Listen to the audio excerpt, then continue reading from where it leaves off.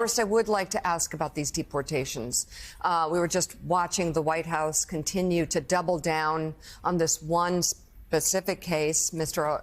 Abrego Garcia, and to an extent really trying to label him a terrorist. But all the others are legally questionable as well. Right. Your thoughts? But the point is, why are they doing this? Right. And the answer is they want to have the American people say it's okay to just disappear people. Right. And somehow they think if they can make up lies about him, if they can do whatever they want, then the answer will be the American people will settle for this. We do not disappear people in the United States. Because here's the thing. If they can disappear Mr. Abrego Garcia, then they can disappear you. And you want to know who else who says that? Hillary Clinton, who posted that this is real. Yeah. She was sounding the alarm long before the election about his promises that he is following through on before the election. I warned that there is no safe haven under authoritarianism. They can ship Kilmar Abrego Garcia to a foreign prison, a gulag, really, accused of no crime with no trial. They can do it to anyone. Americans of conscience must stand against this now. Do you think this will break through, Senator? So I think it is breaking through. I think there are just places where Americans say enough of this. When Chuck Grassley goes out to a town hall, and people are just saying in the town hall, wait a minute, what's going on here? And now it's both halves. It's about disappearing people, but it's also about obeying court orders. Right. And, you know, we have these pieces. We all learn them in 10th grade history, and we know what the pieces are supposed to be about how our country works.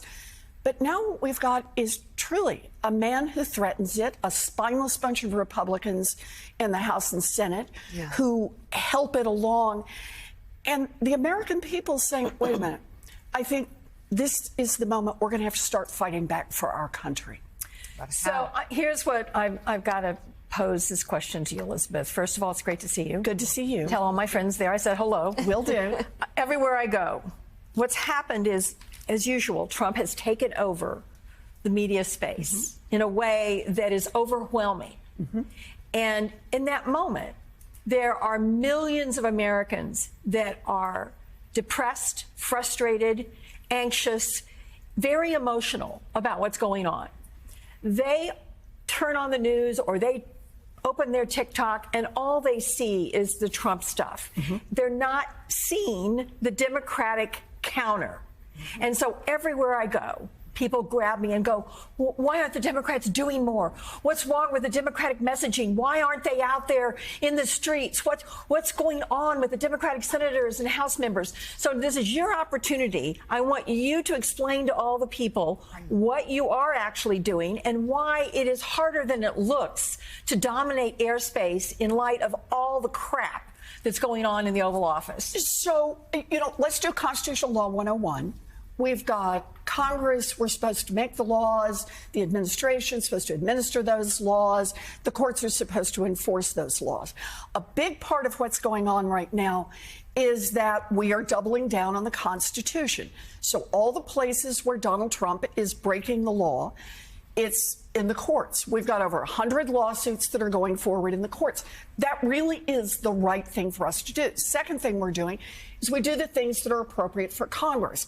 So, for example, Donald Trump is out here with the tariffs saying, oh, it's going to be a 57% tariff. It's going to be a 10% tariff. It's going to be a 145% tariff.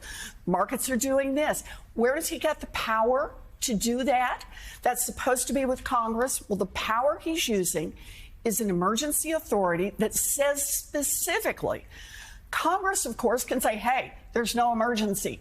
We're not in an emergency with Belgium. We're not in an emergency with South Korea. Congress can then just roll that back. So I've introduced the bill along with Senator Wyden, and there will be a vote. This is one of those, you know, a privileged motion. There will be a vote in the next couple of weeks where every Democrat is ready to roll that authority back from Donald Trump. The question is, can we get some Republicans? But here's the deal, and here's the importance of this.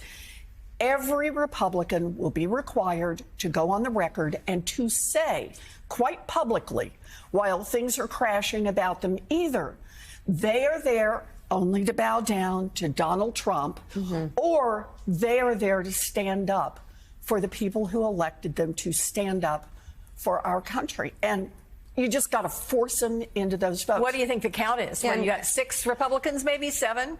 So I think the count is in our favor for a majority. But here's the importance of it. I think it's going to be the crack in the wall. Yep. As soon as they start to move, and as soon as you've got more than one moving, 7, after a little bit, starts to look like 17.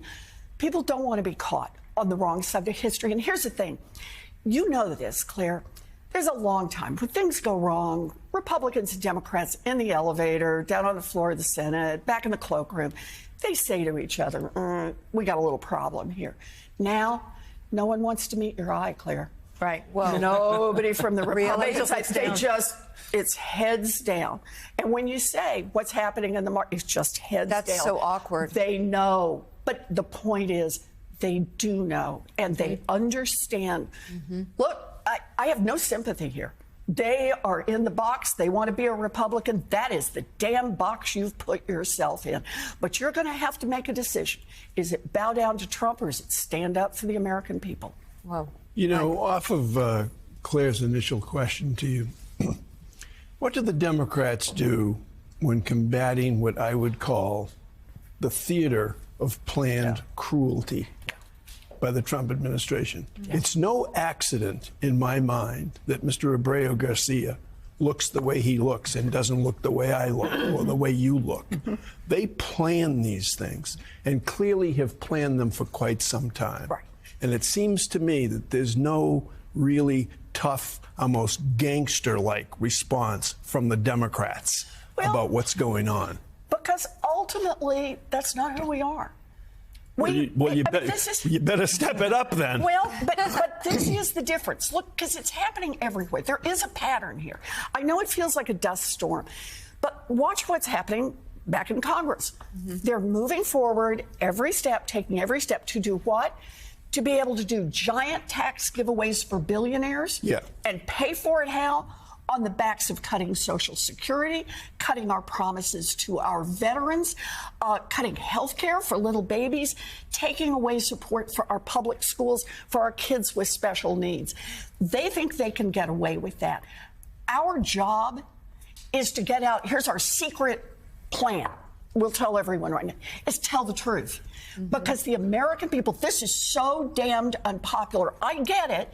It's not as good theater, but it is unpopular. Why is Chuck Grassley, why is Marjorie Taylor Greene facing people? Why is the Republican leadership in Congress saying, don't go out and do town halls? Because what you're doing is so miserably unpopular that people will scream at you and there'll be video of you running away. Could you list the number of cancers that might be cured, the number of diseases that might be cured if they don't cut off the funding like the schools of Harvard Public Health? Yep, I'm ready to do this because this really is, you tell me who is better off for the Trump administration and his co-president Elon Musk to come through with this chainsaw and to cut off cancer research? Are you kidding me? Tuberculosis research?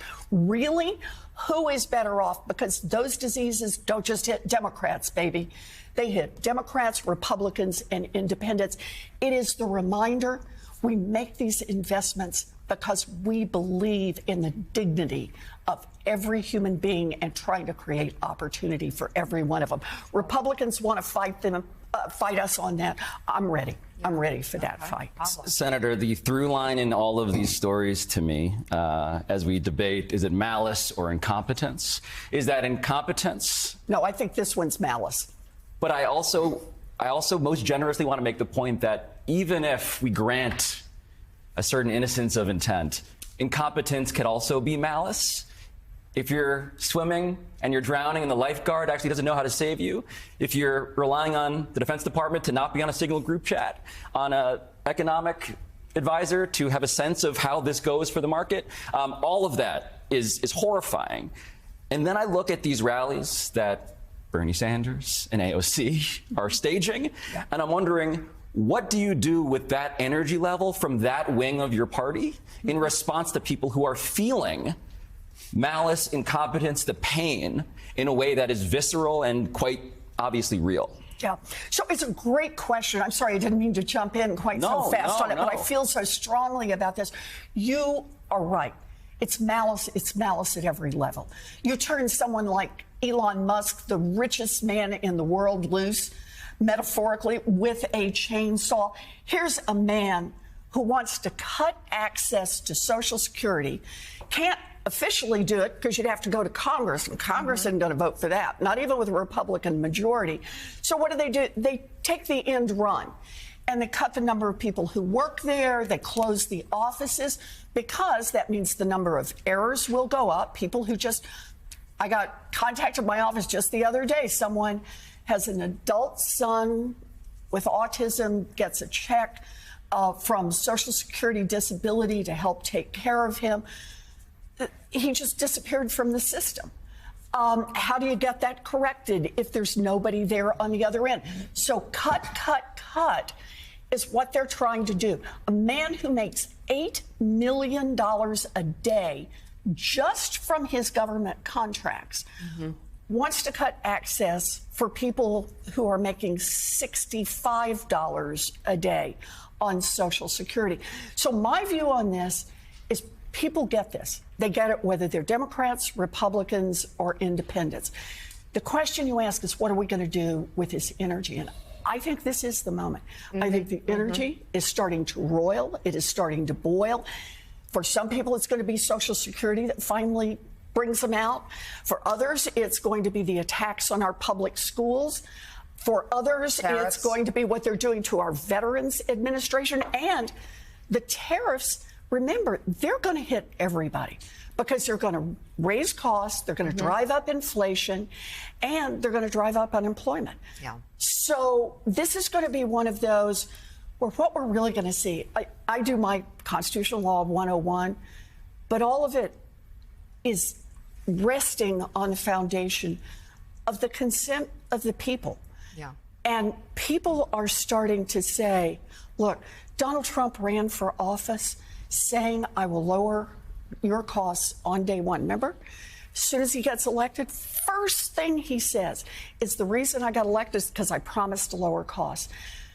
2 months in, he's told about the tariffs that could raise costs for families. And his remark is he, quote, couldn't care less. Well, he's telling people he doesn't care about them. He's not following through on their promises. I think we're starting to feel the energy come back in the other direction. We'll be part of this. There are going to be a lot of different pieces to it, but the energy is there. Well,